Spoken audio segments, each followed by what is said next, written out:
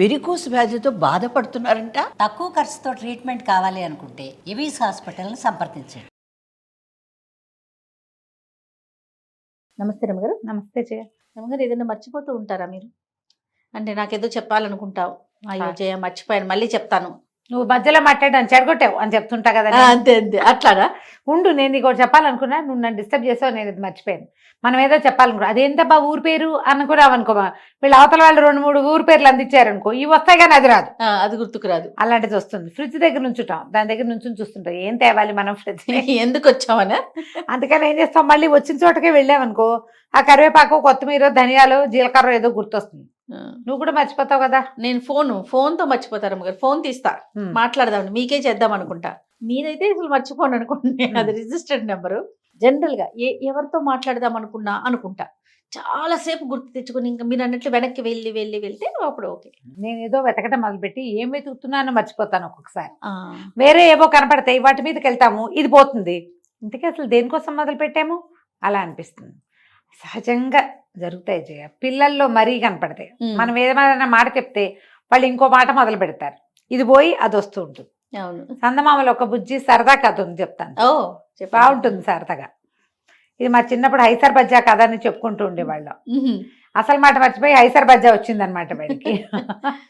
ఈ కథ కూడా బాగుంటుంది. ఒక ఊళ్ళోట ఒక అమ్మమ్మ మనవడు ఉన్నారు. నాన్న అమ్మ వాళ్ళు ఎక్కడ ఉంటారు, పిల్లాడు అమ్మమ్మ దగ్గర ఉంటాడు, తిరుగుతుంటాడు ఊళ్ళో హాయిగా వాడు. అయితే ఆవిడేమందిట, వాడితో చెప్పింది, ఒరే అమావాస్య ఎప్పుడో శాస్త్రులు గారింటికి వెళ్ళి కనుక్కురారా అని చెప్పింది. సరే వీడు సరే అని అన్నాడు. బయలుదేరుతుంటే ఆవిడ ఏమంది, ఒరే నువ్వు మర్చిపోతావేమో ఆయన చెప్పింది, ఆయన చెప్పిన మాటే అనుకుంటూ రా, మననం చేసుకుంటూ రా నువ్వు అని చెప్పింది. వాళ్ళ ఇంటికి వెళ్ళేటప్పుడు వీడికి ఏ డిస్టర్బెన్స్లు కలగల. ఎవరితో బండి వెళ్తుంటే ఆ శాస్త్రులు గారింటి వైపుకి ఆ బండి ఎక్కిచ్చింది అమ్మమ్మ. బండి మీద కూర్చున్నాడు, ఏమీ అడ్డంకి లేదు, బండి సరాసరి పోయింది. శాస్త్రులు గారు వాకిట్లో దిగాడు. అమావాస్య ఎప్పుడండి అని అడిగాడు. అడిగితే ఆయన ఏం చెప్పాడు, ఇప్పుడే ఎక్కడుంది, ఇంకా 15 రోజులు ఉంది, నేనేగా పౌర్ణమి, ఇంకా 15 రోజులు ఉందిలే అన్నాడు. 15 రోజులకి వస్తుంది, 15 రోజులు పడుతుంది. ఇలాంటి డైలాగులు అయినాయి. కాసేపు మాట్లాడాక వాడు వాళ్ళింటో ఏదో అప్పచ్చి పెడితే ఆ శాస్త్రులు గారు అప్పచ్చి తినుకుంటూ వచ్చాడు. నడిచి వస్తున్నాడు. వెళ్ళేటప్పుడు బండి ఉంది, వచ్చేటప్పుడు బండి గిండి ఏం లేదు, నడిచిపోవాలి. ఆ చెరువు గట్టు మీద ఒక ఆయన గాలం వేసుకుని కూర్చున్నాడు. గాలాలు దేనికి వేస్తారు, చేపలు పడతారు కదా. ముళ్ళలో నేను చిన్నప్పుడు చూసేదాన్ని, అట్లా గాలం వేసుకుని ఓపిక అట్లాగే కూర్చుని ఉండేవాళ్ళు. ఇప్పుడు ఎవరిని అట్లా గాలాలు వాళ్ళని చుట్టాలి, ఇంగ్లీష్ సినిమాల్లో చూస్తుంటాం, మన దగ్గర అసలు ఎక్కడా కనపడరు. మా వైపు వంతెనల మీద చేపల కోసం గాలాలు వేసుకుని కూర్చున్న పిల్లల్ని ఎంతమంది చూసేవాళ్ళమో చిన్నప్పుడు. గాలం వేసుకుని కూర్చుని ఇంత ఎప్పటికి పడుతుంది, పొద్దు నుంచి కూర్చున్నాను అనుకుంటున్నాడు. మనవాడు 15 రోజులకు పడుతుంది ఇంకా అన్నాడు. అనేసరికి ఒళ్ళు మండిపోయింది ఆయనకి. ఎవడ్రా వీడు అని చెప్పి విసుగొస్తుంది కదా అవతల వాళ్ళకి. వాడు ఒక డైలాగ్ అనుకున్నాడు అంతే. వాడు అనుకున్న డైలాగ్కి ఇప్పుడు ఏమనిపిస్తుంది, వీడి వల్ల నిజంగానే అంత లేట్ అయిపోతుంది కదా. అవును అవును, ఒళ్ళు మండిపోయింది. వెనక్కి తిరిగి చూశాడు. ఈ నడిచొస్తున్న కుర్రాడు కనపడ్డాడు. కనపడేసరికల్లా ఏమన్నాడు ఆయన, నీ దారి నువ్వు పోవయ్యా అన్నాడు. అనేసరికి ఈ 15 రోజులకు వస్తుంది పోయింది, నీ దారి నువ్వు పోవయ్యా, నీ దారి నువ్వు పోవయ్యా అనుకుంటూ నడుస్తున్నాడు. ఇంతే కదా. ఆ వెళ్తూ ఉంటే ఏమైంది, అక్కడ ఎవరి వాకిట్లోనో ఒక ఆయన్ని పడుకోబెట్టారు. ఆయన వెళ్ళిపోవడానికి సిద్ధంగా ఉన్నాడు. ఓకే. ఉంటే వీడు వీళ్ళందరూ ఏదో మాట్లాడుకుంటున్నారు. నీ దారిని నువ్వు పోవయ్యా క్రమంగా ఎలా మారుతుంది, ఆ వాడి దారిని వాడే పోతాడు, అందులోకి షిఫ్ట్ అయ్యాడు. ఓకే. నీ దారిని నువ్వు పోవటం అనేది వాడి దారిని వాడు పోవటానికి భాష మారింది అంతే. ఏమనాలి దాన్ని, దాన్ని టెన్స్ మారిందనమాట. ఈ వాళ్ళు వాకితో కూర్చుని మాట్లాడుకుంటుంటే ఏమవుతుందో ఏమిటో, ఈవిడ ఏమవుతాడో, ఎలా అవుతుందో, రేపొద్దున ఏమవుతుందంటే, నీ దారి నువ్వు పోవయ్యా కష్టమైంది, వాడి దారిని వాడే పోతాడు అన్నాడు. ఆనంగానే వీళ్ళందరూ ఆశ్చర్యపోయారు. ఎవడరా వీడెవడో రోడ్డు మీద పోయేవాడు, వాడి దారిని వాడే పోతాడని చచ్చిపోయేందుకు సిద్ధంగా ఉంటే ఇంత మాట అంటాడని వాడిని పట్టుకుని తన్నబోయారు. వాళ్ళందరూ ఏమన్నారు, చుట్టుపక్కల వాళ్ళకి వచ్చి వాడిని వదిలేయండి, ఏముంది అయిపోయింది వాడి జీవితం, ఆనందంగా కాలిపోనివ్వండి వాడిని, ఇంతకాలం కష్టం అనుభవించాడు, ఆరోగ్యం లేదు, వాడు అక్కడే నుంచున్నాడు, వాడిని పట్టుకున్నారు అందరూ, వీళ్ళందరూ మాట్లాడుకుంటున్నారు, వాడు ఇంతకాలం జబ్బుతో తీసుకున్నాడు, ఇకనైనా వాడిని ఆనందంగా కాలిపోనివ్వండి. ఇంకెంతకాలం తీసుకుంటాడు, 6 నెలలుగా మంచంలో ఉన్నాడు, వాడి కోసం బాధపడకూడదు అని మాట్లాడారు. వీడికి ఆనందంగా కాలిపోనివ్వండి పట్టింది. బాగున్నాడండి. ఆనందంగా కాలిపోనివ్వండి అనుకుంటూ పోతున్నాడు. ఏమైంది, కొంచెం ఎండాకాలము, ఊరికే ఊళ్ళల్లో తాటాకు పాకలు తగలబడతాయి, తగలబడతాయి కదా, తగలబడుతుంటే ఏదో ఇల్లు అంటుకుంది. వీళ్ళందరూ బిందె అందుకోండి, చెమ్ము అందుకోండి అని కేకలు పెడుతుంటే ఆనందంగా కాలిపోనివ్వండి అన్నాడు వాడే. వాళ్ళు ఎవడ్రా వాడు, బిందె నీళ్లు పోసి మెత్తగా తన్నండి వాడిని అన్నారు. బిందె నీళ్లు పోసి మెత్తగా తనమన్నారు. ఈ బిందెలు నీళ్ళు పైన పోస్తున్నారు కదా, వీడి మీద పోయమన్నారు అనమాట. వీడి మీద పోయమనేసరికల్లా సరే వీడి అటు ఇటు చూశాడు, ఒకళ్ళు ఇద్దరు తన కేకలేశారు, ఇల్లు కాలిపోతుంది, ఏమిట్రా నువ్వు పిచ్చి వెదవా వాగుతున్నావు అనేసరికి, కాకపోతే వీడికి ఏం పట్టింది, బిందె నీళ్ళు పోసి మెత్తగా తన్నండి, అది బాగా అర్థమైంది. వాడు అక్కడి నుంచి తప్పించుకుని బిందె నీళ్ళు పోసి మెత్తగా తన్ను అని అనుకుంటూ వచ్చాడు. వస్తే ఒక కుమ్మరు ఆయన బోల్డంతా మట్టి పోసి, కుమ్మరు ఆమెను తొక్కుతారు కదా, అది పోసి తొక్కుతున్నాడు. తొక్కుతూ చెప్తున్నాడు పెళ్ళానికి, ఎంత గట్టిగా ఉందేమే దిందుంపదేగా, అసలు లొంగట్లేదు ఇది అంటే, వెళ్తూ బిందె నీళ్ళు పోసి మెత్తగా తను అన్న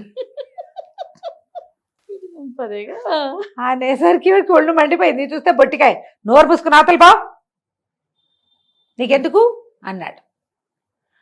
అనేసరికి నోరు మూసుకుని అవతల పో నీకెందుకు, నోరు మూసుకుని అవతల పో నీకెందుకు అనుకుంటూ ఇల్లు చేరాడు. అమ్మమ్మ అడిగింది, అయ్యగారు ఏమన్నారా పంతులు గారు అంటే, నోరు మూసుకుని అవతల పో నీకెందుకు అన్నారు. అనగానే నిర్ఘాంతపోయింది. అదేమిట్రా అంత మాట అన్నారా అయ్యగారు, నా కోసం అని చెప్పరా, మళ్ళీ వెళ్ళి కనుక్కురా అమావాస్య ఎప్పుడో, మళ్ళీ వెళ్ళి అమావాస్య మాట ఎట్లా, మళ్ళీ వెళ్ళి కనుక్కురా, ఎప్పుడో కనుక్కురారా, నా కోసం అని చెప్పరా, నా కోసం అని చెప్పరా అని మళ్ళీ బతిలాడు. ఇప్పుడు దారి సులువుగా ఉంది. వీడు మళ్ళీ తూనీగలాగా పరిగెత్తాడు. ఈసారి శాస్త్రులు గారి ఇంట్లోకి వెళ్ళి నుంచున్నాడు. నుంచుంటే ఆయన ఏమన్నాడు, ఏమిట్రా అని అడిగాడు.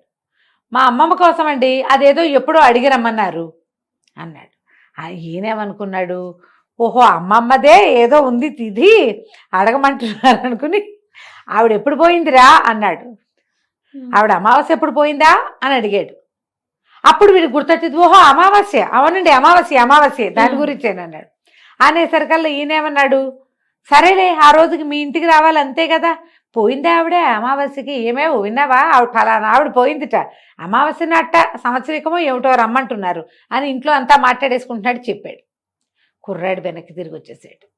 ఇంటికి వచ్చి చెప్పాడు, ఆయనే వస్తానన్నాడు అని. ఆయన ఎందుకు వస్తాడురా, అమావాస్య ఎప్పుడో చెప్పమంటే అయ్యగారు రావటం ఎందుకు. ఇక వీడితోటి కాదని ఈవిడే పోయి అయ్యగారింటికి వెళ్ళింది. ఓహో నువ్వు బతికే ఉన్నావా, నువ్వు పోయావన్నాడే మీ మనవడు అన్నాడు. పోలేదండి, ఏదో అడగమని పంపించాను అంటే, ముందు అడిగాడు ఏదో, తర్వాత ఏమో మా అమ్మమ్మ తిదేప్పుడని వాడు తిదేని అడగలా, మా అమ్మమ్మది అదేదో వాడు చెప్పగానే ఆయన తిదనుకున్నాడు. చూడు ఎక్కడి నుంచి ఎక్కడికి తీసుకొచ్చాడు. అదే ఇలాగే మర్చిపోతాం. డైవర్షన్, ఒక టాపిక్ లోంచి ఇంకో టాపిక్ లోకి వెళ్ళేటప్పుడు దీన్ని వదిలేసి దాన్ని పట్టుకుంటాం. అవును, ఇది ఎందుకు వస్తుంది, జనరల్ గా ఫోకస్ లేకపోతే కదా. అవునండి, పిల్లలు ఏడుస్తూ ఉంటారు ఏదో ఒకదానికి, ఏది కనపడితే దానికోసం ఏడుస్తారు. తేగలే అయిపోయావే అమ్మ, ఇదేమిటంటే తేగ కావాలని ఏడ్చింది ఎవరితో అని చెప్పుకుంటారు మన వైపు సామెత. అవును, మనం ఏది మొదలు పెట్టామో దాని మీదే ఉండాలంటే బ్రెయిన్ కి ఫోకస్ కావాలి. నా సలహా అయితే గుంజీలు తీయండి. మీరు ఎప్పుడు చెప్తారు కదా రమ్మగారు ఈ మాట, గుంజీలు తీస్తే ఫోకస్ వస్తుంది జయ.